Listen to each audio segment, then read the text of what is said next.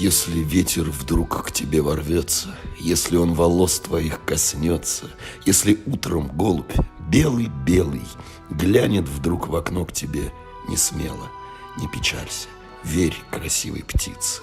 Птица зря в окошко не стучится. Это значит, скоро будут вести, скоро мы с тобою будем вместе.